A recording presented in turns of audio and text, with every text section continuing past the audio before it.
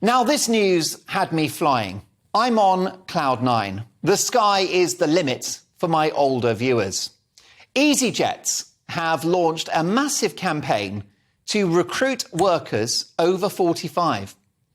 What a brilliant idea. People in middle age and beyond have huge life experience. They've normally worked in at least one industry and bring a diversity of skills, values and opinions to the workplace. Whether you look at private corporations or indeed the public sector, the British workplace is institutionally ageist, with young being good and old invariably being bad. Look at the cull of mature talent at the state broadcaster, the BBC, where we've seen the departure of Arlene Phillips, Sue Barker, Simon Mayo, John Humphreys, and more recently, Steve Wright.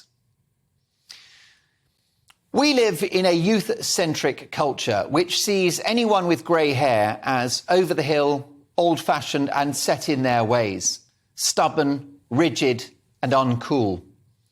It's the same in retail and hospitality. When was the last time you saw a pensioner behind the counter at Costa or Pret a Manger serving your coffee?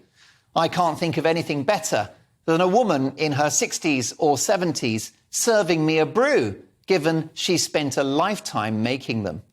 What happened to old barmen and old waiters? The last time I bought a telly was about 15 years ago at John Lewis, and I still remember the guy that sold it to me. He was called Dennis. He'd been flogging tellies at John Lewis for pretty much his whole career. He understood customers' needs and had massive knowledge about the products he was selling. I doubt Dennis is still there, and I certainly doubt he would be recruited now. Obviously, you need youthful energy, absolutely, and it's terribly important that young people get the opportunities they need and deserve. It's important that when they leave school or graduate from higher education, that there is momentum in relation to their career. If they don't get in the habit of work early doors, they never will. But we need grey cells too, and we need wise heads. And given the fact that we're all living longer, it means that millions of people are well able to keep working into their 60s, their 70s, and maybe even their 80s. Charity work and volunteering, of course, are great options as well.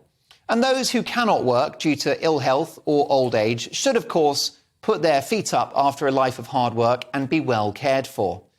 But there are plenty of people who are older, who are in great health, who have energy, zeal and even ambition, who could at least offer a day a week or even an afternoon. Some could go full time, which is a lot more entertaining than watching Loose Women and Countdown every day. We've completely broken the economy with the failed measures of the last couple of years to control a virus. So that means we need help from the older population to get the economy going again. It's been reported in the paper today that the government are thinking of bringing forward changes to the state pension. Having to work until you're 68 could now be brought forward by several years. A slap in the face to some who have worked hard for their retirement, but an opportunity for many who would actually rather get out there and keep themselves active and stimulated in the workplace rather than being sat at home wishing their life away. Plenty of older family members and friends of mine have worked well into old age, and it's kept them stimulated and young, and it's been good for society and the economy, as well as their mental and physical health.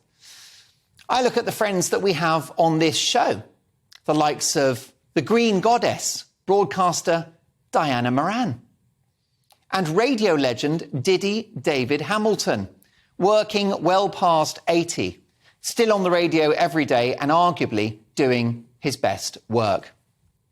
I make a point of having older, brilliant voices on my show. That's what I call diversity. So it's my view, if you're an oldie, you're a goldie. You have so much more to give, and I think any employer would be mad not to take you. I've had enough of old people in this country being told, you're tired. It's time they were told, you're hired instead.